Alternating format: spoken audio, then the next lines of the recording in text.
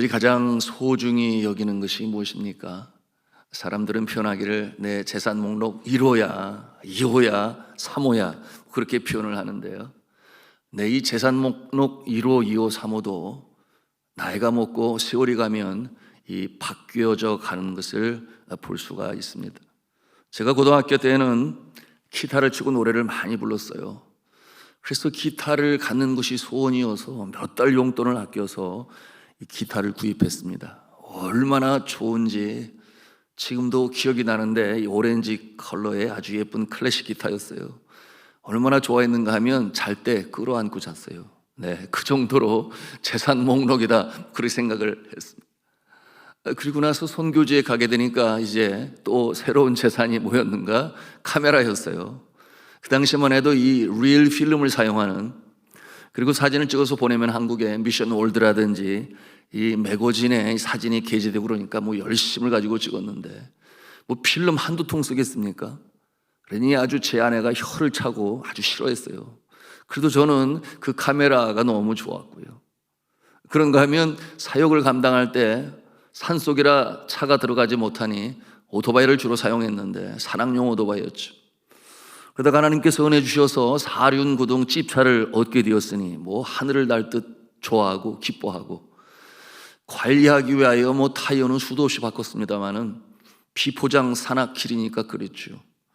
뭐 보호 조인트라든지 뭐 커넥팅 로드라든지 하여튼 뭐 자동차 박사였어요. 그렇게 열심히 관리하고 또 산속에 내려오면 이 진흙이 얼마나 덕지덕지 붙는지 몰라요. 또 그거를 닦는데 시간을 얼마나 많이 걸리면서 광을 내고 빛을 내고, 그래봤자 또 산속으로 들어갈 건데 그 정도로 귀히 여겨서 사용했죠. 물론 때때로 한밤중에도 말라리아로 인해서 또는 댕기 피부로 인해서 병원에 가야 할 교우들을 날르는 일들로 참 재산 목록이었습니다. 그런데 세월이 지나고 보니 뭐 물건이 소중한 게 아니구나, 돈이 소중한 게 아니구나 하는 것을 알게 되었는데, 그럼 뭐가 중요하냐?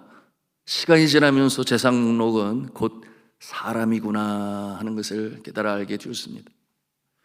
선교지에서 도와주었더니 신실하게 자라나고 또 유학하고 돌아와서 신학교 교수로 또 리빙슨 학교 교사로 수고하고 헌신하는 모습들 볼 때 너무 기뻤어요. 그런가 하면 또 네팔에서 키운 딸들이 자라날 때는 참 속도 많이 썩였지만, 그러나 또 공부하고 또 유학까지 다녀오고 또 학교 선생님이 돼서 또 결혼을 하고 손주를 보고, 그런 모습이 얼마나 또 마음의 기쁨이었는지 모릅니다. 그리고 지금도 제 아내가 네팔에 있습니다마는 그들이 효도를 하니까 역시 사람을 키워야지 강아지를 키우는 게 아니구나 뭐 이런 생각을 갖기도 했습니다만, 그런데요, 시간이 가면서 점차 더 알게 되는 것은 사람도 변하는구나. 그처럼 믿었는데 자신의 야망 앞에서 그리고 자신의 유익 앞에서 철저히 멀어지고 변하는 모습을 보면서 사람도 아니구나. 그러면서 제 마음에 드는 생각, 재산 목록 1호, 재산이라고 해서 표현하니까 좀 죄송합니다만은 영원하시고 변함이 없으시고 나의 영혼에 창조주셔 생명의 주관자가 되신 하나님 아버지, 하나님 아버지가 가장 귀히 여기고 섬기고 담고 따라야 할 재산 목록 1호, 표현이 죄송합니다만 여하튼 가장 소중한 존재는 하나님 아버지시구나 라는 것을 깨닫습니다. 여러분은 어떠하십니까? 여러분, 우리가 그렇게 창조주여, 주관자여, 보존주여, 때로는 심판주여, 축복주가 되시는 하나님을 우선순위에 가장 첫 번째 올려놓게 되면 우리의 삶이 정리가 됩니다. 교통 정리가 돼요. 그래서 삶이 질서를 이루게 됩니다. 삶과 마음과 인생의 가장 중심에 하나님께서 계시고, 아멘 아니겠어요? 곁가지로 가족도 자녀도 물건도 물질도 생업도 이웃도 장수도 사역도 있는 것입니다. 이런 모습으로 인생을 살아가시는 저와 여러분이시기를 주님의 이름으로 축복합니다. 오늘 성경 본문에는 어떤 일이 벌어지고 있습니까? 이 엘리 제사장의 불행한 삶이 그려지고 있어요. 어떻게 불행합니까? 자신뿐만이 아니었죠. 그의 가정, 가족 모두가 불행한 말로를 맞이합니다. 왜 그렇겠어요? 결론부터 말씀을 드리자면 이 엘리 제사장에게 있어서 이 세상에 제일로 소중히 여기는, 가장 존귀히 여기는 재산 목록 1호로 생각하여 삶의 우선순위에 첫 번째 오는 그 모습이 마땅히 섬겨야 할 하나님, 제사장으로서는 너무나 당연한데, 그런데 그러지 아니하고 누가 그 자리에 있었는가? 함께 하나님의 말씀 2장 29절 말씀을 함께 대하십니다. 같이 읽습니다. 시작.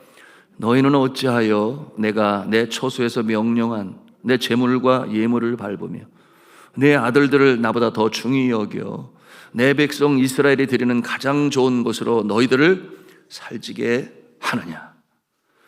그 가장 높은 자리에 누가 있습니까? 자신의 아들들과 자신이 있어요.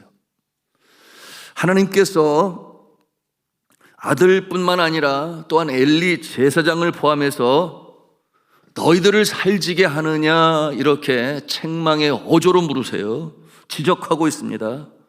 정말 그들이 그렇게 호래호식을 했을까요?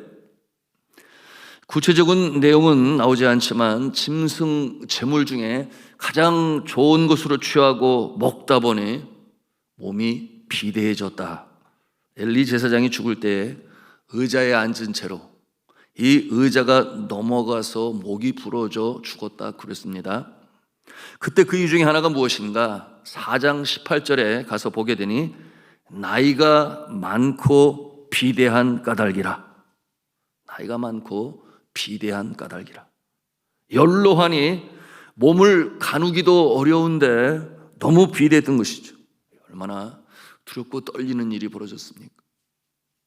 오늘 성경 본문의 엘리 제사장과 그 두 아들 홈니와 비느하스, 이 모습은 오늘날 한국 교회의 경종을 울리고 있습니다. 두 아들은 아버지의 뒤를 이어 제사장이 되었어요. 그런데 자신의 이 제사장의 이 직분을 특권으로 여겼습니다. 특권까지는 괜찮아요. 문제는 남용한 것입니다. 그들이 성막에서 어떤 행동을 합니까? 2장 13절 14절 말씀인데요, 같이 읽도록 하겠습니다. 시작. 그 제사장들이 백성에게 행하는 관습은 이러하니 곧 어떤 사람이 제사를 드리고 그 고기를 삶을 때에 제사장의 사환이 손에 3살 갈고리를 가지고 와서 그것으로 냄비에나 솥에나 큰 솥에나 가마에 찔러 넣어 갈고리에 걸려 나오는 것은 제사장이 자기 것으로 가지되 실로에서 그곳에 온 모든 이스라엘 사람에게 이같이 할 뿐 아니라, 이같이 할 뿐 아니라, 그뿐만 아니라 16절에 뭐라고 말씀하고 있습니까? 또 같이 읽겠습니다. 시작. 그 사람이 이르기를 반드시 먼저 기름을 태운 후에 내 마음에 원하는 대로 가지라 하면 그가 말하기를 아니라 지금 내게 내라, 그렇지 아니면 내가 억지로 빼앗으리라 하였으니. 여러분, 제사를 드릴 때 먼저 해야 할 일이 기름을 태우는 일이 있어요. 그리고 삶아야 하는 것입니다. 그런데 자신의 기호대로 삶지 말고 구워달라, 이렇게 요청을 해요. 15절의 내용인데 제사장에서 구워 드릴 고기를 내라. 여러분, 그때나 지금이나 이 숯불 바베큐가 최고인가 봐요. 구워내라, 이렇게 명령하고 있습니다. 여하튼 이것이 하나님 앞에 큰 죄가 아니고 무엇이겠습니까?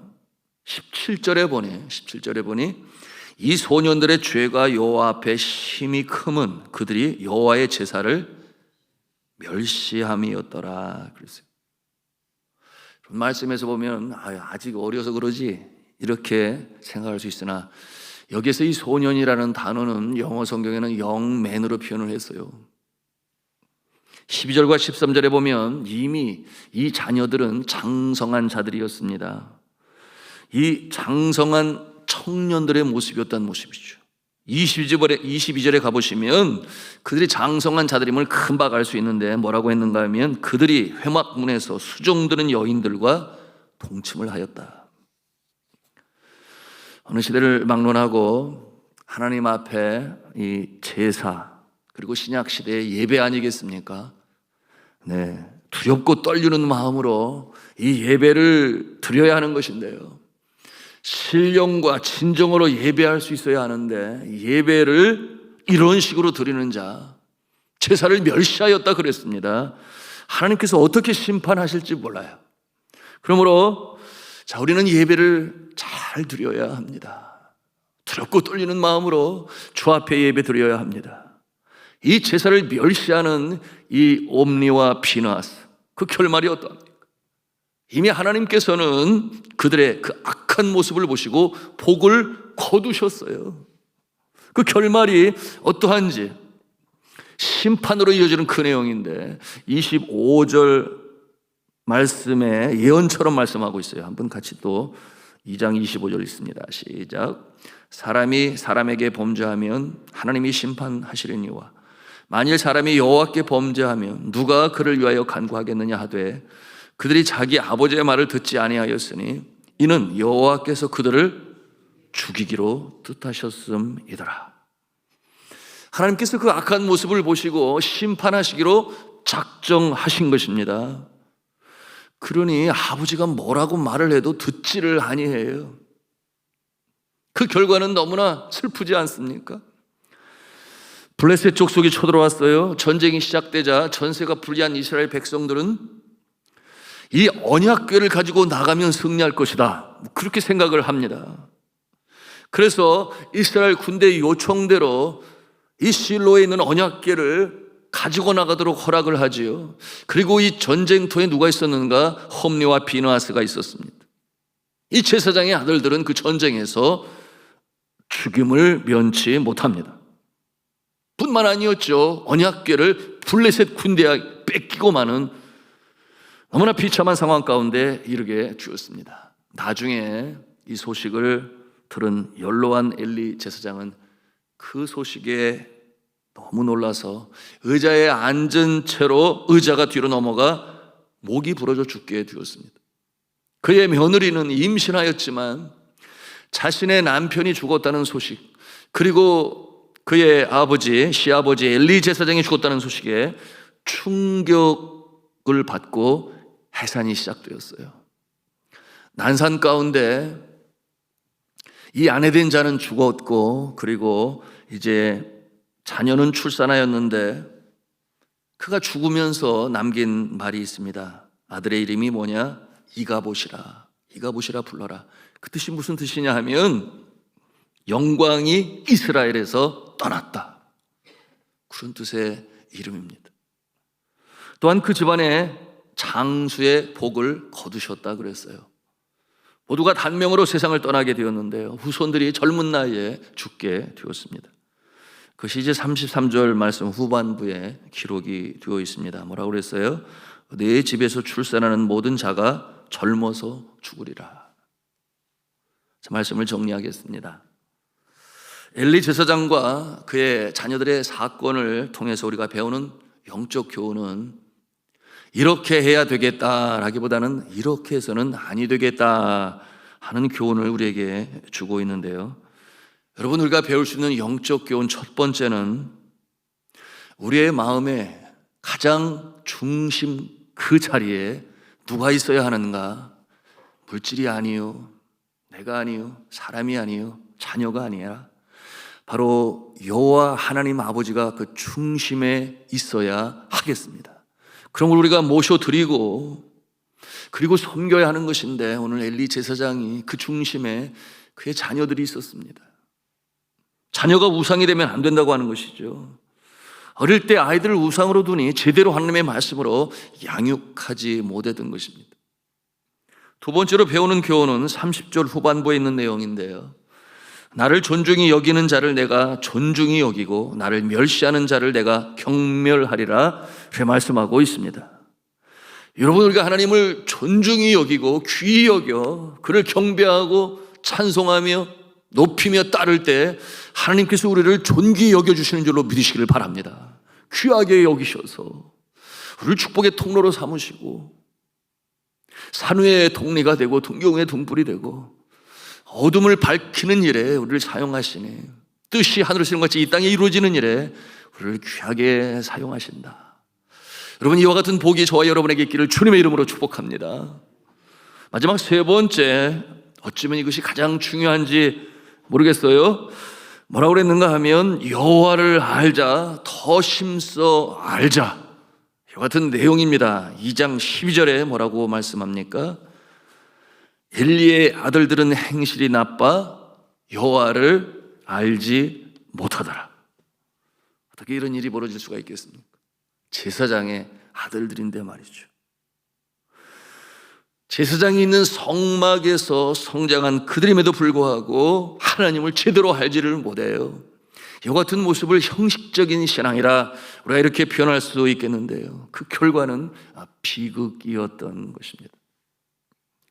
자, 사랑하는 성도 여러분, 여러분의 가정, 여러분의 사업의 현장, 생업의 현장, 일상의 삶의 영역 가운데 주님만을 높이시고 주님을 우선순위에 두셔서 여러분 주님 기뻐하시는 삶을 사시고 자녀들을 잘 양육하시고 예배를 정성으로 드리심으로 여러분 하나님께서 계획하시고 하나님께서 예비하신 이 땅에 보내신 그 목적을 온전히 이루어 가시는, 그러므로 매일매일이 주님의 날이요 주님께 쓰임을 받는 날, 복된 날들이 되시기를 저는 주 예수 그리스도 이름으로 축원합니다.